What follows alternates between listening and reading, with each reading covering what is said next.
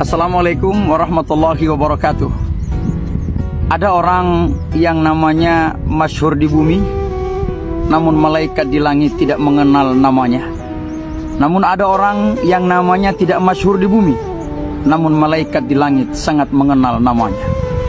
Adakah kita pernah mendengarkan kisah seorang anak yang soleh, yang berbakti, yang bernama Uwais Al-Qarni? Rasulullah SAW begitu mengenal namanya, sehingga Uwais Al-Qarni ada kisah yang luar biasa di balik nama itu. Kita membuka sedikit sejarah di mana Uwais Al-Qarni adalah seorang anak daripada keturunan orang yang susah, dan dia juga memiliki penyakit kulit. Ya. Kulitnya itu belang-belang, ya, sehingga di dalam kehidupan dia yang hanya berdagang, ya, jualan daripada milik orang lain, ya, kambing, lembu, ya. Akhirnya pada suatu ketika Uwais Al-Qarni ini bertemu dengan ibunya. Ibunya ini mempunyai suatu keinginan yang luar biasa, di mana dia ingin berangkat pergi haji ke kota Mekah. Pada saat itu disampaikanlah apa keinginan ibu ini kepada anaknya yang bernama Uwais Al-Qarni tadi. Uwais ini kemudian berpikir bagaimana dia bisa mau berangkatkan ibunya haji sementara kondisi mereka yang begitu miskin.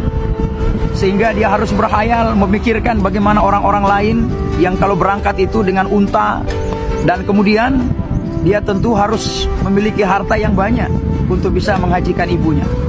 Akhirnya suatu ketika Uwais Al-Qarni ini memiliki suatu keinginan, dan di mana dia memberi satu ekor lembu. Diberilah satu ekor lembu tadi, dan kemudian dia latih dirinya untuk setiap hari, ya, dia memikul lembu tadi, ya. Seekor lembu yang dia pikul, dia beli tadi itu, dia bawa naik turun gunung, terus naik turun gunung, naik turun gunung, dia pikul terus setiap hari. Akhirnya orang-orang sekelilingnya mengatakan Uwais ini ada kelainan pada waktu itu. Dengan apa? Mengapa mereka mengatakan demikian? Karena melihat Uwais Al-Qarni ini memikul setiap hari lembu tadi dari bukit gunung turun ke bawah, begitu setiap hari, tanpa mereka sadari bahwa Uwais Al-Qarni tadi memikul lembu tadi itu dia adalah latihan dengan melatih otot dan kekuatannya. Hari berganti hari, berganti minggu, berganti bulan, akhirnya semakin membesar lembu tadi, dan otot Uwais Al-Qarni tadi kemudian dia semakin kuat.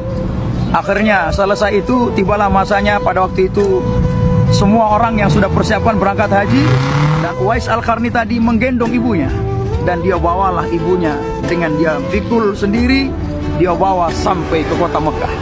Nah, bagaimana ketika seorang anak yang begitu luar biasa, yang mengantarkannya kebaikan ibunya, yang tentu dia memikul lembu tadi yang dia latihan ke atas, ke sana kemari.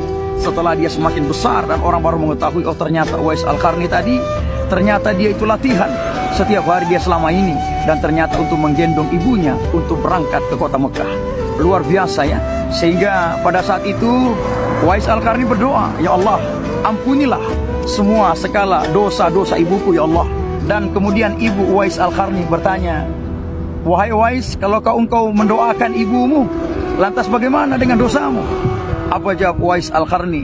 Wahai ibu, ketika engkau memaafkan aku, maka dengan itulah aku bisa diampuni segala dosa-dosaku oleh Allah, dan aku minta keridhaan Allah untukku. Sejak itulah akhirnya ibunya berdoa kepada Allah Subhanahu wa taala, dan pada saat itu Allah kabulkan dan disembuhkan Uwais Al-Qarni dari penyakitnya. Masya Allah, seorang yang tidak masyhur di bumi namanya, namun di langit malaikat begitu mengenal namanya. Terima kasih.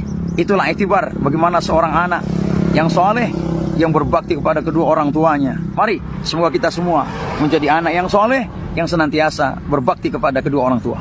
Terima kasih. Wassalamualaikum warahmatullahi wabarakatuh.